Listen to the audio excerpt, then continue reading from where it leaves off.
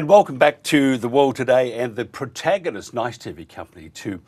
We're going to talk, if you thought politics stunk, this will make you realise that it's even smellier than it smells at the moment. A political scandal has erupted in Britain, but it's taking some time to unravel. It was recently revealed that a Labor think tank, Labor Together, paid a PR firm called APCO Worldwide tens of thousands of pounds to spy on journos. There was a list of targets who were involved in exposing information on Labor Together's finances, its central role in Starmer's corrupt rise to power, and the activities of organisations associated with the central player, Morgan McSweeney, that was Keir Starmer's chief of staff. We'll talk today to one of those targeted investigative journalists, Paul Thacker, who was investigating the activities of the Centre for Encountering Digital Hate, CCDH, and its links to the censorship machine in America being run at the time by the Democrats. We'll look at these groups' activities and the damage it has done to businesses and the reputations of journos, or journalists, and commentators who are just doing their jobs. Since the story broke, Morgan McSweeney has resigned and the British government has launched an investigation to uncover these attacks against the media. It also appears that a member of Starmer's current cabinet was closely involved in targeting journalists. Our panel today is Paul D. Thacker, American journalist, investigative journalist, and the guy that runs the Disinformation Chronicle. And of course, Basil Valentine, a political analysis, as I'm getting this frame worked out because I didn't do it right. So we'll bring those in just 1 second. Basil Valentine, who's a political analysis and a broadcaster, ex-TNT, now at UK Column and 21st Century Wire. There we are, look at that. It's going to work lovely. Gentlemen, thank you very much for joining me. And Basil, great to see you again. I know how much you love getting up at 6 a.m. Not. But Paul's lucky because he's in a place where it's a bit later. Now, before we go on any further, if you wouldn't mind just turning your microphones on because they are both turned off. Just the button that says "Turn me on," which we need to be a little careful with. There you are. Okay. So first of all, Paul, tell us why this case is so important to unravel. What are the main issues here? We need the microphone turned on. It's not actually working. There we are. What we might do, Paul, if you could just rattle your computer a bit, and I'll go to Basil. Basil, tell us about why we need to unravel these as soon as. Well, we need another resignation. You referenced him there, Josh Simons, now the Cabinet Office Minister. He was instrumental in initiating the investigation, so to speak, into the Times journalists who were themselves investigating undeclared income to Labour Together. 100 MPs are in the pay of Labour Together. The Labour Party these days seems to specialise in these cadres, these sects within its own ranks, which then have their own ideology and their own agenda. Morgan McSweeney was at the centre of Labour Together, as was the disgraced former ambassador Peter Mandelson. Mandelson's gone. He may well face criminal charges for his role in the Epstein scandal. I'm pleased to say McSweeney has gone, and Josh Simons needs to go too. Starmer survived a week or two ago when people said his head would be the next on the block. He might not survive if Labour come a distant third in the upcoming Manchester Gorton by-election. But for the time being, Josh Simons needs to be sacked. It shows weakness on Starmer's part if he doesn't. It seems that Simons also requested the intelligence services investigate Sunday Times journalists while making false assertions about their supposed connections to, yes, you guessed it, Mike, the Kremlin. It's Putin again, of course, isn't it? All roads. Always Putin. It's always Vladimir Putin. I mean, so they've all got gold teeth. Exactly. So another head is going to have to roll here. Paul, now we have your audio. Why is this so important to unravel? Well, I want to back up a little bit for readers who aren't familiar with the internal issues involving British politics, because I wasn't when I first started working on this.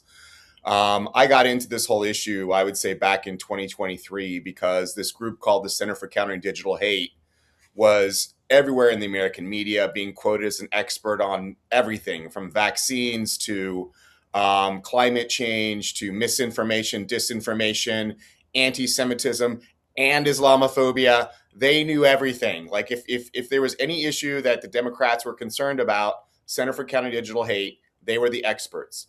And I had never heard of them before. Although I'd lived for 10 years in DC, I didn't know who they were. They had managed to make it to be quoted from the White House podium by Biden's White House spokesperson, Jen Psaki. Biden even referenced a report they did that claimed that there were 12 people called the Disinformation Dozen that were that were spreading the most amount of disinformation on vaccines. And this just happened to line up in a way that it coordinated quite well with the Biden administration's vaccine policy promoting the COVID vaccines. I didn't know who this group was, so I started tracking them down, and come to find out, surprise, they come from London. Now, this is really crazy to think about it. Like, what Americans do is our political operatives go all over the world. The guy who actually pushed through Brexit, who was advising David Cameron, was a former Senate staffer that I worked with when I was in the United States Senate. You know, because our people, they're very well trained. We have a lot of money. We have so many elections. And once you're at a top level in America, you go and you work in Australia, you go and you work in London, you go and work in Israel, Argentina, wherever it is that they need political operatives. So the fact that a British political operative was now operating in DC, I thought was very weird. I tracked this guy, Imran Ahmed, back to a group called Labor Together. It is a think tank set up in around 2015. There was a guy named Morgan McSweeney that was running it. Come to find out, Morgan McSweeney and Imran Ahmed are besties. The Center for Countering Digital Hate actually operated for several years from inside Labor Together. And so I wrote about much of this for Tablet, which is a conservative Jewish magazine, back in 2023. I uncovered a lot of their money. They're a dark money group. No one knew where their money was coming from. And then I wrote about it also for my newsletter, The Disinformation Chronicle. So this was back in 2023. These stories that I wrote ended up causing someone inside CCDH to send me a ton of internal documents from inside CCDH.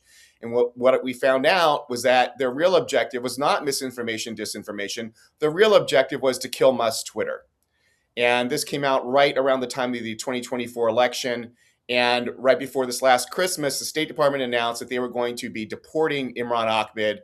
He now lives about 2 miles from the White House in DC. They're deporting him. They're pushing him out. His job has been to harass Americans, censor Americans, and try to kill off a major American company, Elon Musk's X. So I would say a couple of months ago, it started rocketing around that Labor Together had been investigating reporters, and there were some names in one paper and some names in another paper. I knew I had to be a part of that. So I started digging around, and eventually I got the document. And what the document shows is that Labor Together hired APCO, which is an American PR firm, it's a global firm, to investigate 6 reporters, including myself. So seven reporters they were looking at. Now, the person who was in charge of Labor Together at the time is a guy named Josh Simons, who is also, again, besties with Morgan McSweeney, besties with Imran Ahmed, and is now a senior member of Keir Starmer's cabinet. Now, this gets very interesting right now. This gets internal. The person he hired over at APCO is a guy named Tom Harper. 2 of the reporters they're investigating were these 2 reporters over at the Sunday Times. Guess who Tom Harper's wife is? She's their boss. She's the boss of those 2 reporters over at the Sunday Times. So this is all a little incestuous group of people, Labor Together people, inside running around in London. They're all friends. They all know each other. They all hang out at the same parties. And it's now coming out that this whole thing is entirely corrupt. It's incredible, isn't it? I'm just thinking I mean, I said at the start of the hour that it's top of the hour that if you thought politics was dirty and ugly, which it is, this doesn't do it any good in cleaning it up because it is filthy. Tell me, Paul, before I get to Baz, how significant is this to Keir Starmer? Well, I mean, I think it's very. I interviewed the State Department undersecretary who first announced that they were deporting Imran Ahmed back in right before Christmas. And when I interviewed her, I said, this guy is very close to Morgan McSweeney. When you're deporting him, Morgan McSweeney and him put together the Center for Countering Digital Hate, you're essentially knocking on the door of Prime Minister Keir Starmer's office by deporting this guy. She didn't say anything. She just smiled. She said, well, a message has been sent. This whole thing runs rife throughout Keir Starmer's government. He is in power today because of Labor Together. Because what Labor Together did is they used these dark money groups like Center for Countering Digital Hate and an affiliated one called Stop Funding Fake News to first attack the left. And again, this is something I have to always explain. There's this idea amongst conservatives that they are the ones being censored. That's not who's being censored. Everyone is being censored unless you line up within the center left, the sort of establishment. In America, they're called the corporate Democrats. It's, the conservative part of labor, right? The Labor Together group. Because the first person they went after was the left, right? They went after Jeremy Corbyn and The Canary, which is a leftist website, which was allied with Keir Starmer. They kept attacking them over and over again, claiming they were putting out disinformation, accusing them of anti-Semitism to tank their funding. They were incredibly influential at the time. And then once that was done, Imran Ahmed took Center for Countering Digital Hate and brought them to the United States. So this is a censorship machinery that was started by Morgan McSweeney and Labor Together that was successful first in the UK and then came to the United States. And it's starting to crumble. I mean, they had a good run. They had like 7 years. I mean, it was incredibly successful. They pushed Keir Starmer out of power of the Labor Party. They brought in, Keir Starmer, put him into power, and then he won the prime minister's job. But I think it's now finally starting to unravel. And the thing that I think is most interesting is that this really goes to the heart of just the sleaziness of the British media. None of this could have happened without the complicity of British journalists. One of the persons who's trying to save her career right now is Pippa Keir, who's the British, I think the political editor at The Guardian, who's now trying to say that she's uncovering all this stuff. She was complicit in this from the beginning. She and Morgan McSweeney are besties. They've been friends forever. So it's also a part of this weird, almost like high schoolish nature of the British sort of liberal elite class who all run together, who were fine with what was happening, the sleaziness that was happening at the time, only now Keir Starmer is kind of going down and like, well, he's not going to be our source anymore. Let's try to save our own hide and pretend that we didn't know this was going on and we're uncovering the corruption. They were involved in it from the very beginning. Basil, what do you think? Paul makes a very good point about how Labour Together was acting on behalf of what one might call the neoliberal oligarchy, and indeed the Centre for Countering Digital Hate doing the same. Can you hear me? Yes, we can. Can you hear me?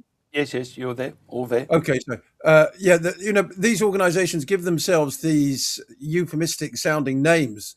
The Centre for Countering Digital Hate sounds like it's a bona fide organisation, but as Paul said, what it's actually there to do is police speech, both from the left and the right. That is the genuine left, as one might call it, the Corbyn left, which contains dissenters from the pro-war narrative, and indeed the libertarian right, the alt-right, not the neocon right, which contains, again, anti-war dissenters, as well as people skeptical about the efficacy of the vaccines. So these organizations, the Centre for Countering Digital Hate being one, are there to corral people into a very narrow neoliberal, I would say fake centrist opinion corridor, because it's actually a deeply authoritarian opinion corridor. And these organizations, Labour Together, the Labour Party itself, now under Keir Starmer, are deeply authoritarian in nature. So it's a point well worth making, I think. Paul, can you tell me who funds the Centre for Countering Digital Hate? Is it American money? Is it Soros? So that's very interesting. So for years, first off, you have to understand the group who first uncovered who they were is the Canary, which I don't know if you guys. It's a leftist. I've never read them before until this whole thing happened. It's a leftist website in the UK. Again, very much. It was very much affiliated with the sort of Corbynism in the Labour Party. They uncovered the fact that they were operating out of Labour Together's office. I'm sorry, and also there's Imran Ahmed was deposed in late 2024 in the U.S. House, and he admitted that they ran out of Labour Together's offices. He admitted under oath that he and Morgan McSweeney were best friends. He admitted under oath that he and Josh Simons are best friends and go back years together. But what it did was they tried to hide who they actually were. And so when they would appear in the media, they would say either through Center for Countering Digital Hate or Stop Funding Fake News, we're scared to tell you who we are. We can't tell you who's behind us. So my understanding is that a lot of this money came from the main backer of Labour Together, who is a guy named a Jewish philanthropist in the UK named Trevor Chin. Once they landed in the United States, again, they did the same thing. They hid their money. So the first year when they landed in the United States, they raised, believe it or not, $1.7 million, or 1.7 million dollars, according to their tax records. And about $1 million of that dollars came through a pass-through called the Charles Schwab Charitable Fund. What the Charles Schwab Charitable Fund is, it's something that allows you, a wealthy individual, whoever, to send money to Charles Schwab Charitable Fund, and then they will pass that money on to a separate group. So it looks like it comes from Charles Schwab Charitable Fund, but you don't know the actual originator. The first year in the United States, Imran Ahmed took in 75% of his money came in a $1 million lump sum from this Charles Schwab Charitable Fund, right? So it's, again, dark money, constantly trying to hide where their money's coming from. We don't know who it is, but from my reporting, it seems like a lot of his money was coming out of Hollywood at this point in time. So he starts off in the UK, mostly a lot of Jewish philanthropists who are supporting Labour Together, lands in the United States. Then a lot of the money, I think, is coming out of Hollywood. He's now expanded into getting grants from typical kind of granting groups, in the United States, philanthropy groups. But it's always been trying to hide who the money is. The other thing they always try to hide is who their employees are. So his main employee, one of his top employees, is a guy named Callum Hood. When you go and look up Callum Hood's LinkedIn account, this is a man who looks like he's probably close to 40. He has no work history at all. His only job he's ever had is Center for Countering Digital Hate. So I ran him down from contacts they have in the UK, just like Morgan McSweeney, just like Josh Simons, just like Imran Ahmed. He's a former parliamentary staffer for conservative members of the Labour Party. So this is not a typical nonprofit that you would find that's disinterested. It's a front group for the Labour Party. It always has been, and its job has always been nakedly political. Basil, what should happen to Josh Simons? Well, he's got to go. It's as simple as that. You can't start smearing people like this. And of course, this all began or was uncovered when people started asking questions about where Labour Together was getting its funding from, and Morgan McSweeney did not declare donations in the way that he should have done. So, as Paul says, it's dark money, and you can't have somebody in the cabinet who's going around smearing journalists as being Russian agents with no evidence presented and expect to get away with it. He apparently requested the intelligence services investigate Sunday Times journalists while making false assertions about their connections to the Kremlin. That is not the conduct becoming of a cabinet office minister. He's got to go, and I think he will go within the next couple of days. We hear so much about the Russians, and the Russians did it. Headlines: the Russians did it. Epstein working for the Russians, they did it. Out of all the stories that I've come across, I have found one that the Russians did it, and that's some of the girlfriends of Bill Gates. and they were Russian, and they did it. So there you are. And they didn't have gold teeth, but they were paid in gold, I would imagine. Paul, can you tell me what official investigations? I mean, I'm dying to hear this. I want to hear how the machinations of government work. What official investigations have started? Or are they thinking about it? I want to go over a point you guys both made about the ties to Russia, because I think this is very interesting. I was interviewed by the BBC right around Christmas time when it first came out that they were deporting Imran Ahmed.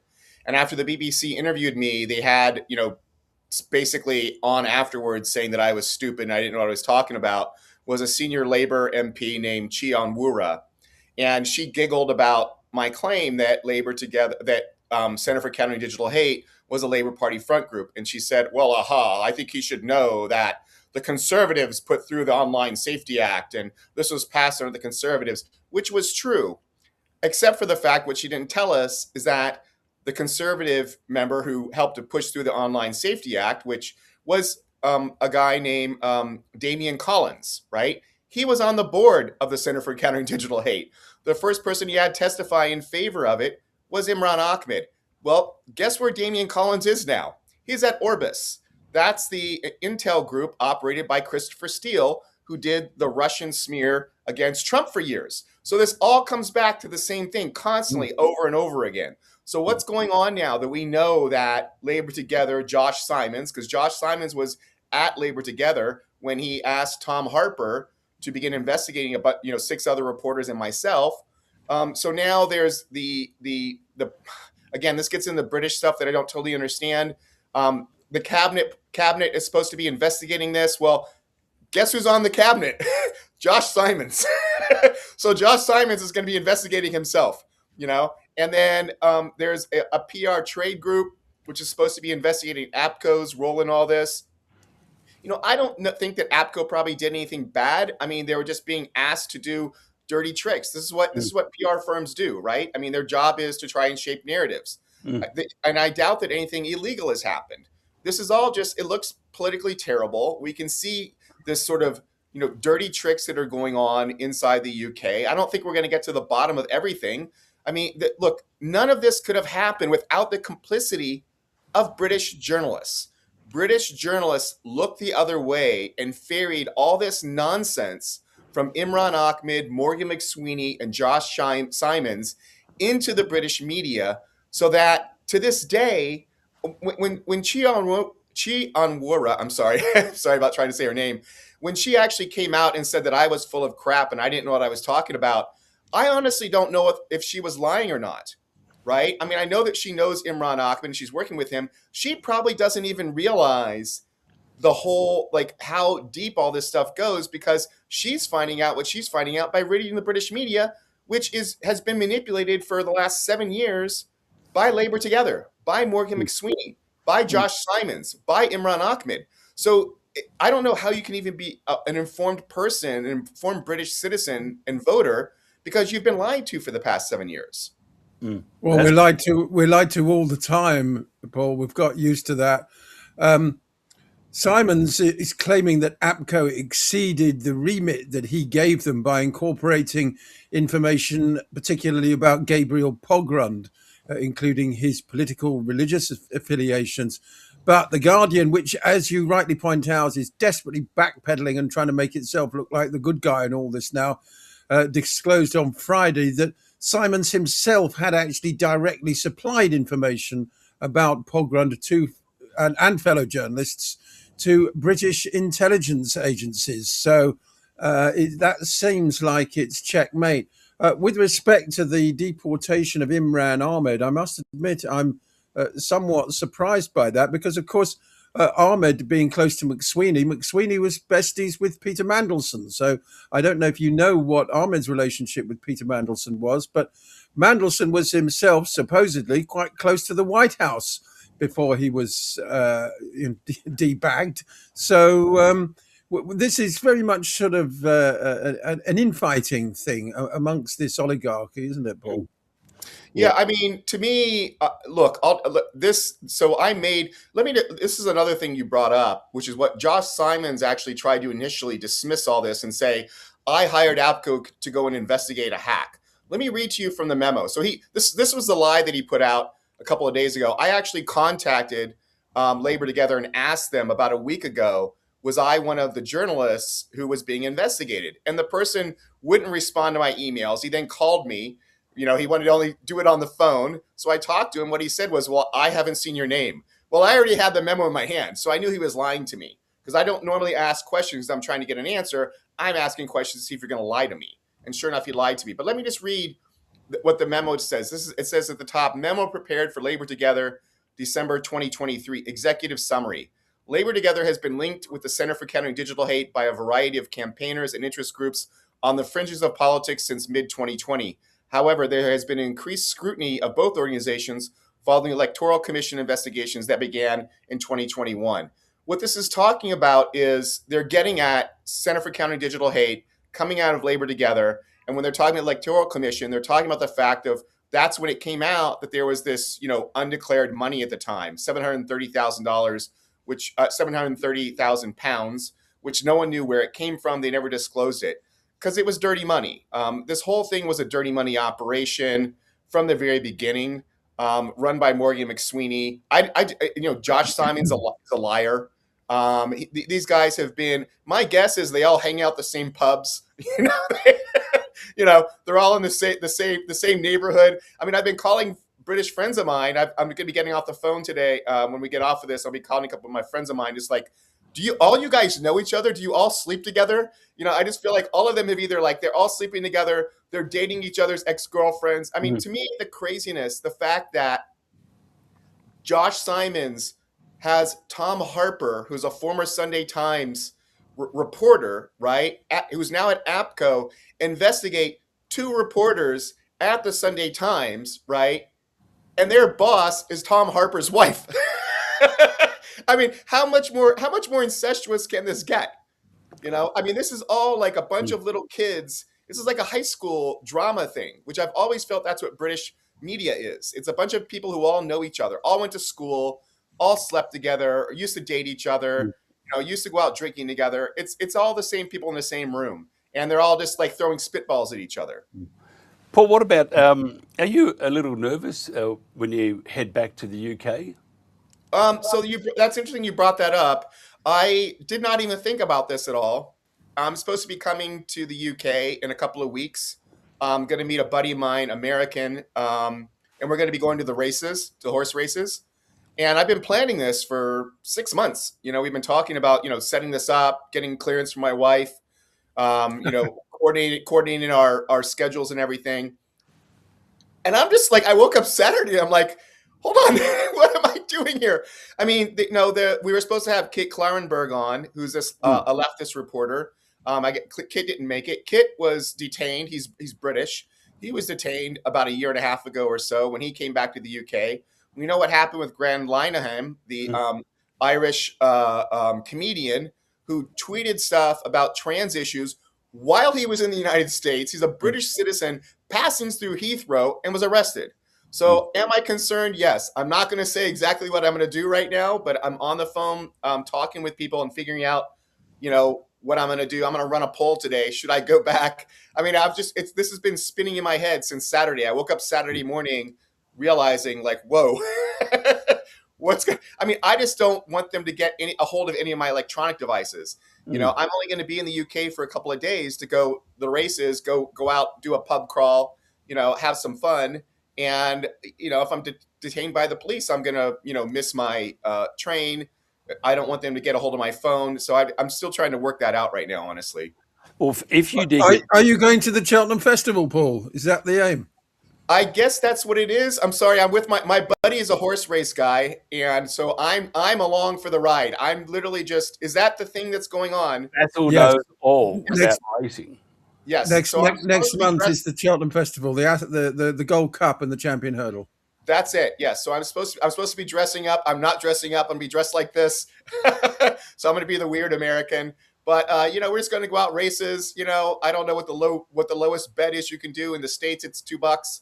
I'm going to do a couple of bets. I'm going to drink inappropriate amounts, and we're going to have fun. He'll fit in well, Basil. He will fit in perfectly well. Because Basil Yes, was one of exactly. our I'll be happy to mark your card for you in advance. You know, it's one. Basil's one of the great punters of all time. Well, maybe not, but he enjoys life. Basil, what do you think about the legalities or the legal issues targeting journos? Well, good question. It's a bit of a grey area, really. I just want to pick up though on what Paul was saying about people being detained in the UK. We've had a number of journalists roughed up by police in Britain in recent years, and I've been seeing some dreadful stories about UK citizens being detained by ICE in America. A woman who was had a perfectly valid visa and went uh, from the United States to Canada, but because her husband's paperwork wasn't all in order, she ended up spending 6 weeks in an ICE detention facility. And apparently, you now have to expose your social media to US immigration officials upon arrival in the United States. And if they don't like your opinions, then you might find yourself on the next plane back home. So, you know, conspiracy theorists have talked for a long time about how gradually this sort of expanded national security state on both sides of the Atlantic is going to find all sorts of reasons, and the reasons do vary enormously. I mean, the Kit Carenberg, for example, is known as a particularly prominent Jewish anti-Zionist journalist and also a fierce critic of the UK national security state. Graham Linehan, the author of the Father Ted comedy series, which was popular on Britain, I think it was in the 1990s. He's determinedly pro-Zionist, but has got unacceptable views about trans issues. So it doesn't matter whether you're of the right or the left, although certainly when going to the United States at the moment, then I think we know where you're likely to fall foul of immigration there. But it's the same with Labour Together. It's and the so-called Centre for Countering Digital Hate. It's all about funneling people into acceptable opinions only, which is the polar opposite of what a liberal democracy should be about. Paul.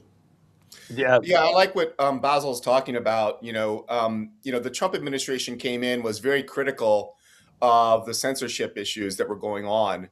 The problem, as Basil's pointing out, is, they have their own censorship issues, things that they don't like.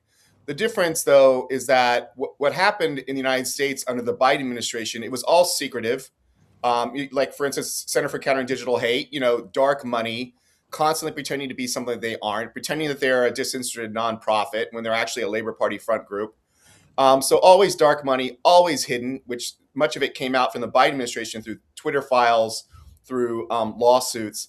The difference with Trump is that, Trump is a snake on the rock. He's going to tell you exactly what he's thinking. Everything's out in front, which is better. That's an improvement over the prior administration, right? So we know who's being censored. They're going after people who are critical of Israel, who are critical of the genocide that's been going on in Palestine. And they're targeting a much narrower group of people, right? The ones they've been going after have mostly been protesters on American campuses. So we've improved the censorship in America, right? Where it's now more transparent what's happening. We've narrowed the group of people that we're going after, right? I mean, but it's still happening. And the problem is that this is an issue that all political parties like to control discourse, and what we need to get back to is allowing people to have their ability to express their opinions and have those issues fought out in the public sphere. And, we're just not getting that. I'm hoping that maybe this is what's going on. Is it was crazy under the Biden administration. It's less crazy on the Trump administration. The other thing too that's very interesting is, and I don't know if Basil's noticed this or not, but when the Biden administration was censoring people, no one in the legacy media cared. They tried to denigrate everything that came out in the Twitter files. They tried to denigrate everything with Missouri v. Biden, pretending that this wasn't really censorship. Now they're super, super concerned about anything that Trump does, and it has nothing to do with, what the fact that like one was doing censorship and one wasn't. It has to do with the fact that it's completely partisan. So the legacy media, they get upset when it's censoring people that appear to be on their side. When the censorship is happening from Republicans, they still deny to this day that there was censorship happening under the Biden administration. It's kind of an insanity. Yeah, I saw Well, it. the legacy media is the biggest censor of them all, isn't it? You know, They are. it's Although I would also dare say that the independent media is catching up in many areas. Just quickly, Paul, you mentioned Trump and stuff. The Pam Bondi said that, by the way, she's dreadful. I cannot believe that she's like an angry young girl that's been dumped by a boyfriend. She was, during her last hearing, she was so embarrassing, the craziness that she went through. You know, I mean, look, we have members of the House who are nuts, right? And they act like idiots. And that's fine. You know, I mean, the standard, what you need to get to become a member of the House is so small. It can literally be like, I live in a district and I run like, 3 Ford dealerships. It's like, you should run for Congress. You're very important. You know, Pam Bondi's last appearance before the House was so embarrassing. It was terrible. You're a failed politician. You know, I mean, she wouldn't answer the damn question. But she said a few months ago that the president is very aware of hate speech and we're going to stamp it out. And I thought, oh, really? Right. So the whole Trump for freedom thing, as in Trump for peace in the Middle East, Trump for peace in Europe, it's all bullshit. Well, a lot of the promises that Trump made that he's not living up to right now, it's really fracturing his coalition. This is coming out to the fore right now. Of course, the legacy media is all over this, but another one is, his promises under, Make America Healthy Again, the MAHA movement, which brought in a huge number of sort of, I think, disaffected liberals. The vast majority of these people that I'm aware of are liberals who are just not want to deal anymore with the Democratic Party. Trump's backed off on a lot of health issues now in the last couple of weeks. These stories are appearing in the media. And when Pam Bondi gets up there and says that Trump's going to go after hate speech, she doesn't know what she's talking about. Hate speech is, again, this is the same thing the Biden administration did, right? They lied to us about this. Hate speech is actually protected in the United States. There are at least two Supreme Court decisions that say that hate speech is protected. And because for the obvious reason, which is that you don't need to protect speech that you love. You need to protect speech that you hate. That's the whole reason for protections. It's kind of logically obvious, but then it's also it's been found legally to be a factual according to at least two Supreme Court decisions.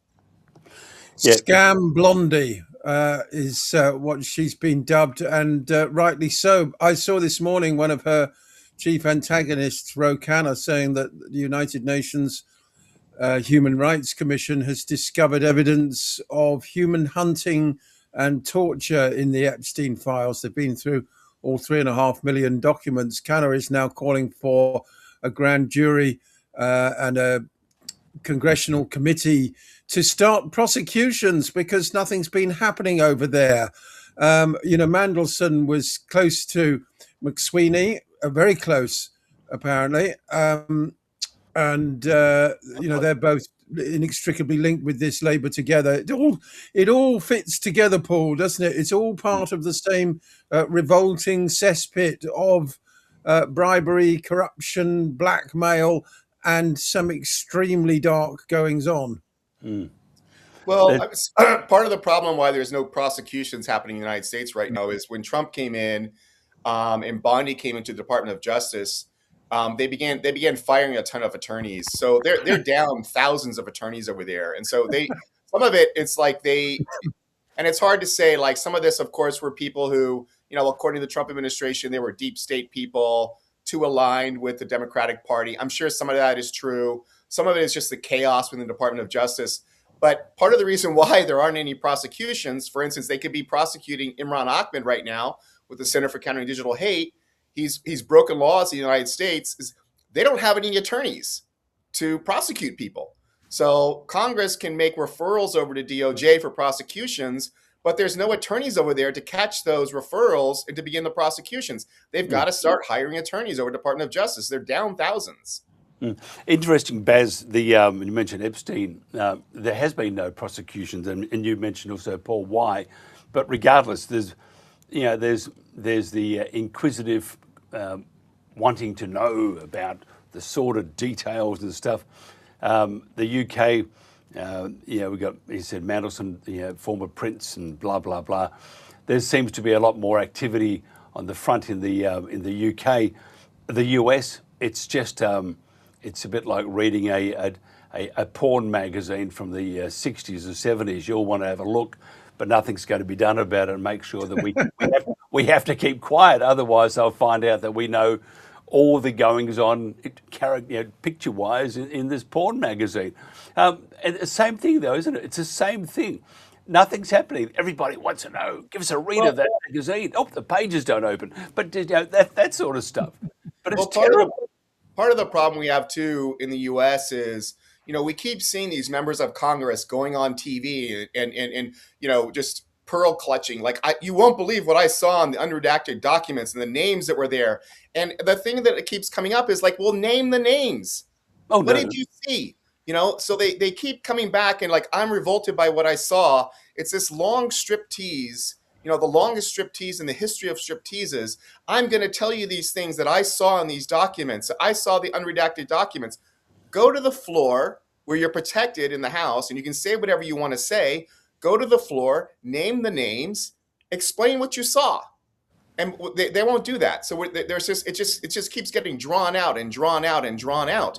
Any one of these members can go, when they go to Department of Justice, and see the unredacted documents. I don't know if they're allowed to take notes or what they're allowed to do. Certainly, I guess they're not allowed to take pictures, but I'm guessing they can at least take notes or memorize what's going on, and then they can go to the floor and say exactly what they saw. And that's going to get picked up by the media, but they're not doing this, and I don't understand what that's all about. Baz, what do you think? Yeah, no, absolutely. All these names, but we only know a few of them. Of course, here in Britain, as Mike mentioned, Andrew Mountbatten Windsor. Of course, that's a made-up surname. If he used his father's surname, I think he would be Andrew Schleswig-Holstein Sonderburg Glucksberg, or possibly Oldenburg. Pardon, but, I hardly know you. That's a terrible name. I thought you were swearing at me in German or something. Mountbatten Windsor's all made up. But anyway, he's now so radioactive they could export him to Iran and use him in the reactor.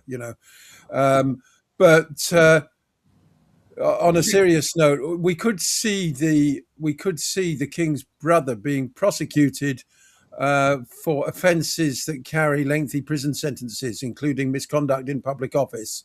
And according to Andrew Lowney, author of the book about the rise and fall of the House of York, possibly even charges of treason.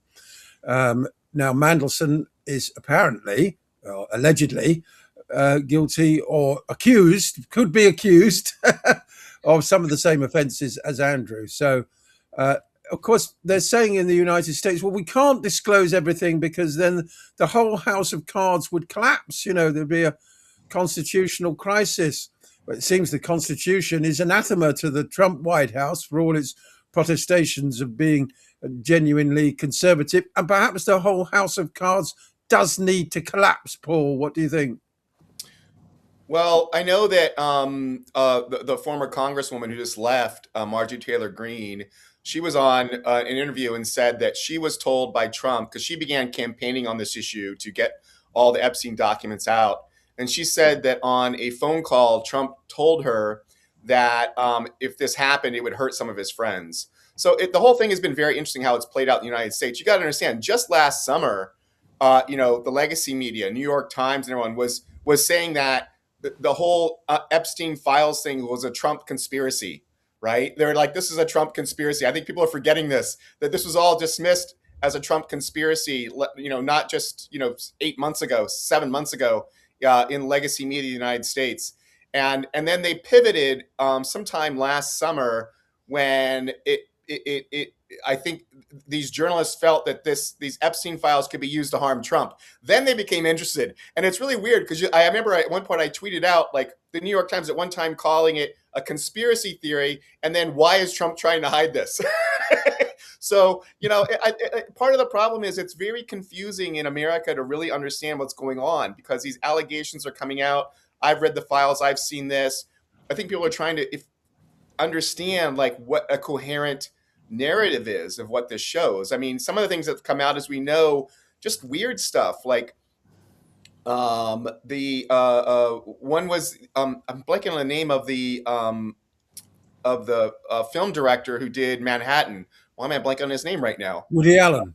Woody Allen. Woody Allen contacting Jeffrey Epstein to help his daughter get into Bard College. You know, it's like, why does he need help from Epstein? Like he's Woody Allen. Can he just call the president of Bard College and get his daughter in? So there's just a lot of weird stuff with, you know, friends going back and forth. And, you know, one of the weirdest ones that came out recently was a bunch of like these B-level or C-level bands leaving an agency in Hollywood because the head of the group, Wasserman, was having emails with Ghislaine, who was besties with Epstein, and there were emails back and forth between the two of them in 2001.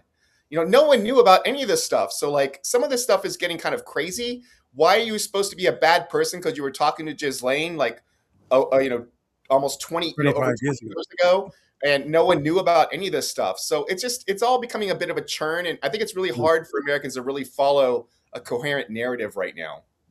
Can you tell me, just back to this other yucky stuff, not as putrid. Whenever we talk about Epstein, I always feel dirty for some reason.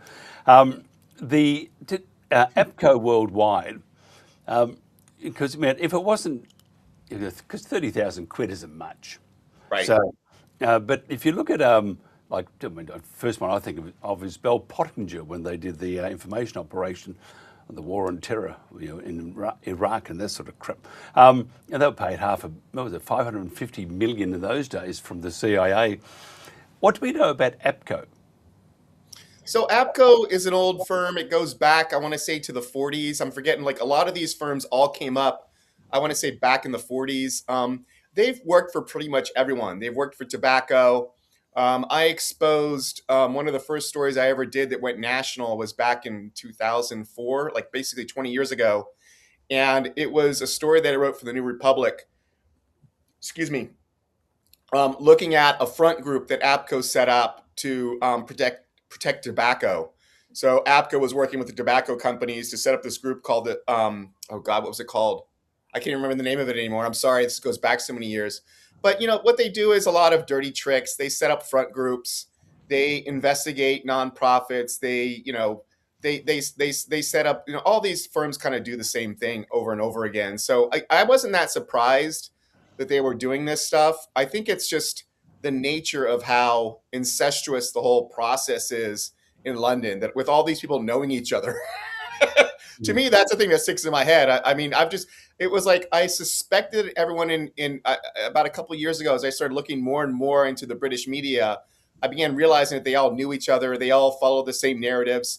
And then this just sort of brought it forward. It's like, yeah, all you guys know each other. You're all related. And they're all totally unprincipled, Paul. The whole thing about Labour Together and that whole gang is it's power for power's sake. You know, Starmer doesn't have any principles at all. He was being described as the driver of a driverless train, the DLR. They've just put him at the front and other people are doing the steering. You can say what you like about Corbyn and his supporters, but at least they believed in something. At least they had some genuine desire to change society. The Starmer lot are just sort of vexatious, you know, power-hungry, self-serving. This has become so obvious from what we've seen over the last 18 months. Can I just ask you, Baz, I just want to get on to just a bit of a detour here. And I've been wanting to ask you this for the last couple of weeks. What do you think of Rupert Lowe and what is it, Restore Britain, whatever it's called? I've just been talking to various people, and they're saying that they feel that the wheels, and for no reason, but the wheels could quite comfortably come off the reform bandwagon. Yeah, well, the wheels could come off the reform bandwagon. Apparently, Matt Goodwin, the candidate up in the Manchester by-election, has become invisible. Nobody needs to seen him for a couple of weeks. Not good. And it looks like they're going to lose to the Greens. Meanwhile, two of, I think, the worst politicians in Britain, and that's quite a competition, I can tell you. Suella Braverman and Robert Jenrick, failed Conservative politicians, have both been parachuted into Farage's so-called shadow cabinet. So there's definitely an opening on the right for Tice's party. But again, the way Britain's electoral system is organised with first past the post, Reform have got a big head start. I mean, unfortunately, I think people are being duped into thinking Reform is some sort of, anti-establishment break from the past. It was never going to be that. And with Braverman and Jenrick occupying senior positions, Robert Jenrick, who has said he wants to see an Israeli flag at all ports of entry into the UK, then Reform is just going to be more of the same, but with a sort of fascistic overtone. There are more and more of these parties, aren't there? There's also one that this occasional friend of the channel, Nick Buckley, is standing for. Is that Advance UK? He's standing in the Manchester by-election, Mr. Buckley. I don't think he's going to win. I think he hasn't got a cat in hell's chance. So Tice's new party, well, it might get somewhere. It might peter out very quickly. We'll see. And just one other thing, this is sort of off track here because we have finished. We're about to run out of time, but I saw a bit of it, not a whole lot of it, but a bit of it. And Jen, producer, business partner, and that sort of stuff. I saw watched the entire interview with Huckabee and Tucker, and the question that I had, and maybe Paul, you can answer this one. The question that I had that the American I think he's the ambassador there, Huckabee. He was actually. He was saying we as in Israel.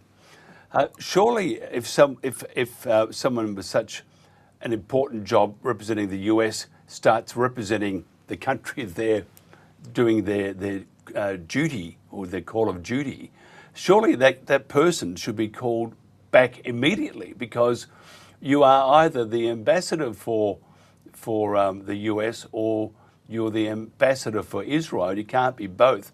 And to take their political stance with Huckabee, I just I don't understand that. If you get a chance, I've got to say, you should have a look at it and the lead up to it, and the detention of some of the producers after the interview, and the warmth that was shown by Israel to Tucker. And I mean, Tucker makes some great doo-doos, but it was a very interesting interview. I don't know whether you've seen it, Paul. I saw bits and parts of it. I mean, part of the issue is that, since this, Gaza campaign that Israel started on, the support amongst Americans has fallen precipitously for Israel. What we are seeing is that within, like, Congress, for instance, our political class is disassociated from the voting class when it comes to Israel. Vast majority of people are not supporting what Israel is doing. But the political class is. In part, this has to do with money coming in from APAC, which we're not supposed to talk about. We're not supposed to talk about any of the money coming out from Israel trying to support American politicians. So and it's dropping precipitously. The other problem that Israel has is that even when you look amongst American Jews, you can see a real decline in that. The main thing that really determines whether you support Israel or not has nothing to do with your political party, has nothing to do with whether you're conservative or liberal. It has to do with your age. Older people tend to support Israel. Younger people don't, whether they're Jewish or not Jewish. I think that my generation is the last, the people born in the 70s are the last generation that just reflexively supported Israel. That has changed dramatically in America. And that's what's scaring them, is because they can't do what they do without American money and American military support. And Baz, just finally for you, because Paul mentioned age, the older ones are for Israel. I know that you're in your 70s and you're not that way inclined at all. I had to do that, Baz. Just your, because a dear friend of ours, we refer to him lovingly as 007. Patrick Henningsen was in Iran just recently, and wonderful reports. What's your views on this big, beautiful armada that Trump has? Do you think there's going to be a war or not? Well, first of all, on Patrick, yes, he did some genuine reporting from Tehran, pointing out that the regime is nothing like as unpopular as is claimed by legacy media. Just yesterday, he was in Puerto Vallarta, where the head of the Jalisco cartel had just been assassinated, and the whole city was under lockdown. He did a live report. People can go and see that over at the Sunday Wire. So you're right, 007 lifestyle it is for him. But the latest from the Trump regime is apparently a plan to decapitate the Iranian regime by assassinating Khamenei and possibly his son or his deputy or something. I mean, it really is off the charts the way the Trump administration thinks it can just go around the world, I think, kidnapping or assassinating people willy-nilly. But that's what happens when international law is abandoned. I mean, Huckabee had the cheek in that interview with Tucker to start saying, oh, the ICC and ICJ are now completely discredited just because he doesn't like the fact that they're taking exception to Israel's genocide. So, you know, we've been in this rolling constitutional crisis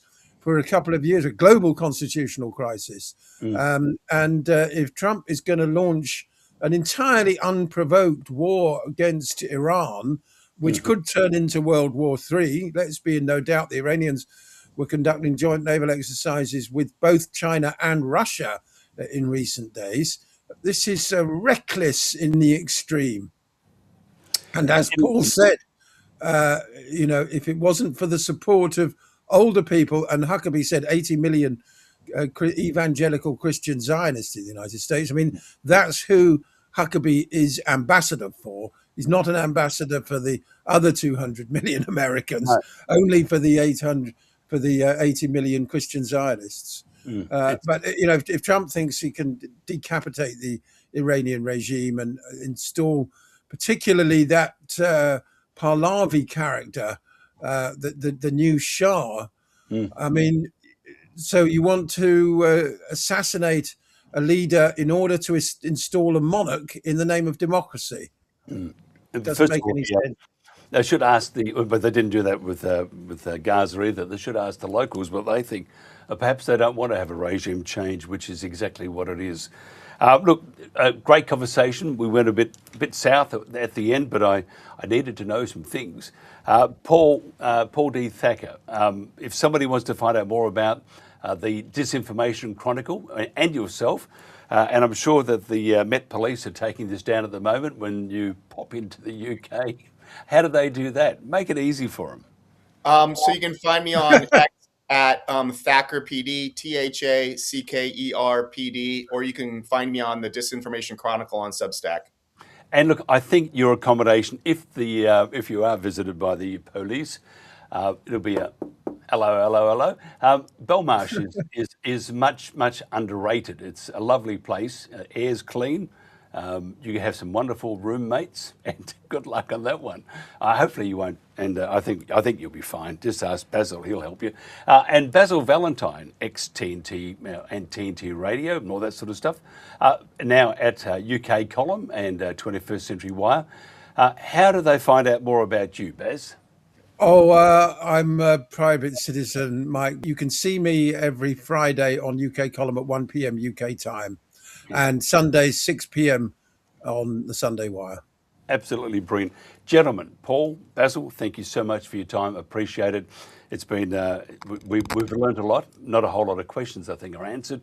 And it means that the terrible slugs, cockroaches that run the country at the moment, they're still doing what they do. Thank you so much for your time. We'll catch you again tomorrow. It's going to be a shorter show today. We do have some technical issues, not with us, with our internet companies. So we're going to make this a short one. Thank you very much. We'll come back to you tomorrow, same time, 6 o'clock in the morning for the UK, 4 o'clock in the afternoon for Brisbane. Have a good one. Be safe, be careful. And don't do anything that I wouldn't do myself.